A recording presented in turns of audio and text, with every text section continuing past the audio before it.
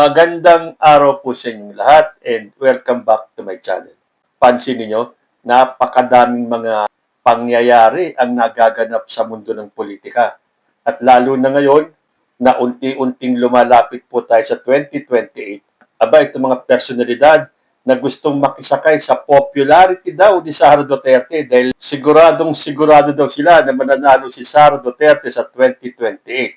Again, ulitin ko ang sinasabi ko, that Sara Duterte will never be President of the Philippines, lalo na ngayon at matutuloy na ang kanyang impeachment trial. At ang balita po natin, dahil sinasabi ng iba, baka daw mag-resign na lang si Vice President Sara Duterte. Pero sinabi na po ni Attorney Jinky Luistro na kahit na mag-resign pa si Sara Duterte, magpapatuloy pa rin po ang impeachment trial. Dahil ang gagawin ni Sara kung siya ay magre-resign, mawawala na po yung sinasabi na kaya nag-impeachment ay para alisin siya sa pwesto. At dahil siya ay nag-resign, so wala na po yun. Pero hindi po nangangahulugan na titigil na rin ang impeachment trial. Kasi ang mangyayari po niyan, kailangan magtuloy ang impeachment para malaman kung siya ay hindi na pwedeng tumakbo sa kahit na anong posisyon. So ngayon magbibigay po ako ng reaksyon sa mga reaksyon at komento ng ating mga kababayan. Kasama na dyan po ang mga kabataan natin, ang Gen Z, ang millennials, lahat na po. Dahil sama-sama na po tayong kalabanin itong pinapalaganap ng mga fake news at kasinungalingan ng mga DDS. Kanya-kanya po sila ng pag-iingay. Unahin po natin si Rowena Guanzon. Kaya naman pala itong taong ito ay sobrang ingay ngayon. Lahat po ng issue, kanyang sinasawsawan. Sa bagay nung pa naman ganyan si Rowena Guanzon. Kaya lang, nag-double time po ngayon. Bakit kaya? Bakit ang ingay-ingay ni Rowena Guanzon? Yung pala, Rowena Guanzon, kinumpirmang tatakbong senador sa 2028 at suportado si Sara Duterte sa pagkapangulo. So, kaya pala sobrang ingay ni Rowena Guanzon na akala niya yung style niya ng paninira at pangliliit at pang-iinsulto sa kapwa niya ay ang maghahatid sa kanya sa Senado. At siyempre sasabihin niya na suportado niya si Sara Duterte dahil mukhang dun siya sa ticket ni Sara tatakbo. Sagot tuloy sa kanya ni Joseph Ditan, lumabas din tunay na kulay mo. Tatakbo ka palang senador. Tapos grabe ka manira at gumawa ng issue sa administration. Paano ka pagkakatiwalaan ng mga tao puro ka paninira sa gobyerno? Tapos gusto mo pa maging senador? Kung mga ganitong mga tao lang din ang iboboto nyo, wag na kayo maghanap ng pagbabago. Totoo yan. Itong mga klaseng tao nito, tulad ni Rowena Guanzon, ang iboboto nyo sa Senado, kailangan magkaroon kayo ng Gucci sa Rolex. Kung wala kayo ng mga luxury items na to, hindi nyo pwedeng iboto si Guanzon. Dahil para sa kanya, dapat ka-level niya kayo.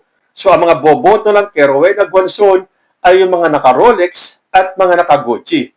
Di siguradong talo ka na.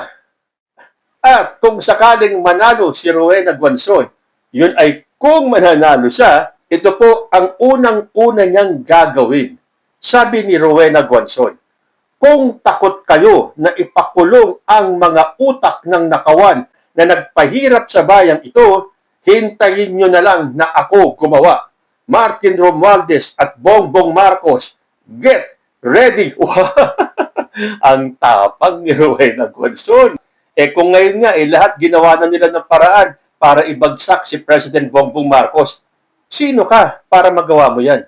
Ito nga mga kakampi mo puro bintang, puro akusasyon. Wala naman silang maipakita konkretong ebidensya Ikaw, ano ipapakita mo? Di ngayon pa lang, bilang pangangampanya mo, sabihin mo na at maglabas ka ng resibo kung bakit mo ipakukulong si Martin Romualdez at si President Bongbong Marcos at baka sakaling may bumoto sa'yo.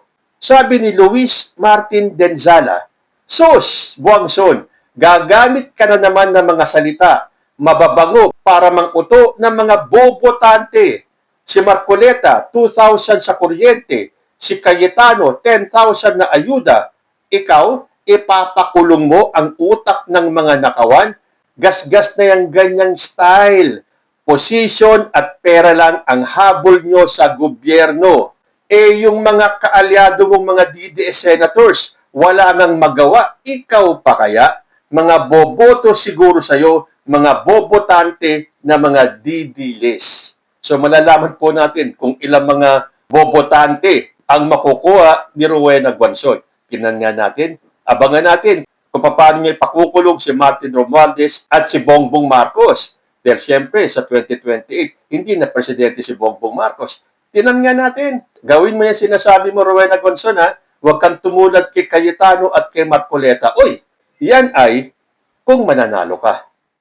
Balikan naman natin yung statement ni Attorney Jimmy Bondoc. Nung sinabi niya na hinaing na hiwalay na Republika ng Mindanao dapat dinggin na sinagot ni Annie Liwanag. Senior na si Bondoc, kumuha na pagkaabuga siya para maging bobo at tanga. Gustong ihiwalay ang Mindanao? Anong klaseng attorney to? Baka pag humawak ng kaso to na away suntukan, hindi pa makapanalo ng kaso to. Gusto ni Bondoc na ihiwalay ang Mindanao. Sa bagay, hindi lang naman siya nagsabi niyan eh. Parang naalala ko na itong si Alvarez at itong si Kiko Barsaga. Puro kayo salita eh. Gumawa na kayo ng paraan. Ano ba ang gagawin nyo para ihiwalay ang Mindanao sa Pilipinas? Sa tingin nyo, magagawa nyo yan? Pero siyempre, as usual, nag-iingay lang po itong mga DDS na to dahil siguradong sa 2028 ay tatakbo muli si Jimmy Bondoc. Ito talaga mga abogado ng DDS, ano? Sabi ko sa inyo eh, kahit na anong talino ninyo, basta naging abogado kayo ng mga DDS, magiging DD-set ang mga utak ninyo. Basahin naman natin yung statement ni Dr. Lorraine Badoy. Ito na, iba naman. Doktor naman, hindi na abogado. Ito naman ay tungkol sa DPWH budget. Sabi ni Lorraine Badoy, DPWH budget is 3.5 trillion or 130,000 per Filipino. Yan ang ninanakaw sa atin. Pera natin yan. Wow, kung magsalita si Badoy. Para bag ngayon lang nagkaroon ng korupsyon. Tandaan mo, Lorraine Badoy, panahon pa nung amo mong si Duterte, inamin niya na merong korupsyon sa ilalim ng kanyang administrasyon. Bakit ngayon ituturo nyo kay President Bongbong Marcos na siya ang utak ng korupsyon? Ang mga utak nyo ang mga corrupted. Ituturo nyo sa administrasyon ito ang mga bulok na nangyari nung panahon ng amo ninyo. Sabi tuloy ni Jeffrey Tolado, matagal na tayong ninanakawan kahit panahon pa ng puon nung Duterte, talamak na ang nakawan dyan. Nabulabog lang sila ngayong dahil kay Marcos, na bulgar ang sindikato nila dyan sa DPWH. So yung budget ni Sara Duterte, ninanakaw din pala sa amin. Kasi wala namang napupuntahan ang budget niya na 900 million pesos. Pera din natin yan ah. O ano masasabi mo, Badoy? Akala mo tulog ang sambayan ng Pilipino? Hindi nakikita yung mga kasinungalingan na pinalalabas ninyo? Sasabihin mong ninanakawan tayo ng gobyernong ito? Nung panahon ni Digong, saan napupunta yung mga ninakaw na mga opisyalis niya? Hindi ba sinabi pa niya na kahit bigyan siya ng 20 years, hindi niya kayang sugpuin ang korupsyon? Tapos sasabihin nyo, si President Bongbong Marcos ang weak? Itong presidenteng ito ang nagsiwalat ng korupsyon na ang ginagawa nyo, ibinabalik nyo kay Bongbong Marcos na siya ang utak ng korupsyon. Oh, tulad yan sinabi ko, corrupted na kasi ang mga utak ninyo. Natandaan nyo ba yung planong one-on-one interview dito sa 18 ex-Marines kuno? Kuno kasi hindi naman pala lahat sila ay mga dating Marines. Ito ang nasabi ni attorney, ito na naman, isang attorney na naman, ni attorney Ferdinand Topacio. Planong one-on-one interview ng NBI sa 18 ex-Marines. Mariing tinutulan ni Topacio at defensor na sinagot ni Derold Molino nung sinabi niyang ayaw nilang ipa-one-on-one interview nila Topacio at ni defensor dahil alam nila sa sarili nila na binayaran lang nila ang mga 18 Marites at alam nilang hindi kabisado ang script. Baka mabulilyaso ang plano nila. Kaya nga joint affidavit ang ginawa nila sa 18 Marites para lahat sila sama-sama pagtatanungin. Kahit pa nga sama-sama pa sila, ganun pa din, nakakalimutan nila script nila. Kasi nga, mga fake witness lang. Pero alam na po natin na pumayag na rin itong 18 Marines o pumayag yung kanilang abogado na ipa-one-on-one interview sila. At naganap na po yung interview at gumawa na sila ng sarili nilang written statements. Pero bakit 6 lamang sa 18 nagpakilalang dating Marines ang lumagda sa kanilang written statements matapos ang mahigit 8 oras na one-on-one interview sa NBI? Ayon kay NBI Director Melvin Matibag, nakahanda na sanang pirmahan ng mga testigo ang kanilang mga salaysay nang humiling ang kanilang abogado na si Levito Baligod ng kopya para suriin ito.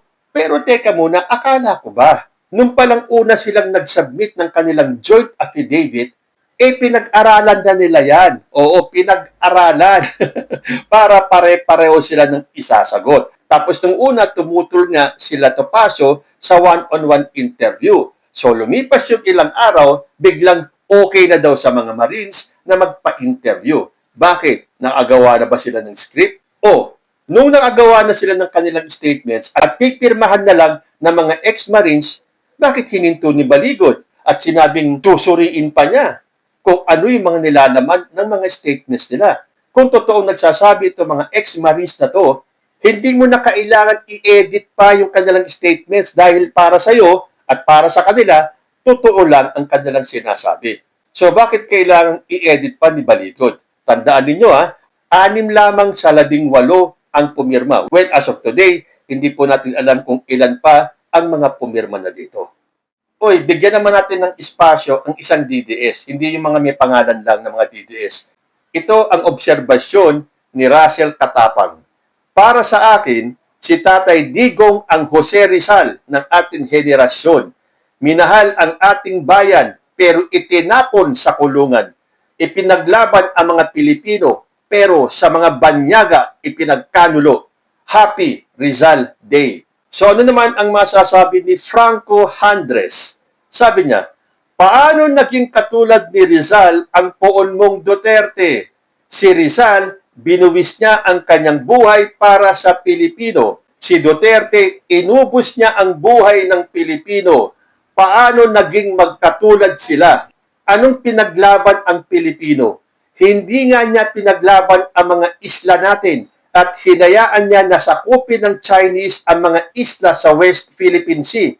Tayo ang ipinagkanulo ni Duterte sa dayuhan. Puro Chinese ang naghahari-harian sa Pilipinas nung panahon niya. Ginamitan mo lang ng mabangong salita pero walang laman. Parang utak mo. Ganyan po talaga ang mga DDS. Galing na po sa ating mga mamamayan, basta DDS, walang utak. Dahil sarado po ang mga utak ng mga DDS. Para sa kanila, si Digong ang bagong Jose Rizal. Tama itong si Franco Andres. Paano magiging Rizal? Di naman tayo pinaglaban ni Digong. Gusto pa nga niyang maging probinsya tayo ng China. Doon pa lang sa example na yan, iyahan tulad mo si Digong kay Jose Rizal. At kung pinaglaban ni Jose Rizal ang buhay ng mga Pilipino, bakit nga naman si Duterte inubos ang buhay ng Pilipino? At yan po yung mga naging biktima ng EJK. At siyempre, hindi po mawawala si Vice President Sara Duterte sa ating listahan. Sabi ni VP Sara, wala tayong nakikitang ginagawa ang administrasyon. Nakita niyo si Sara Duterte?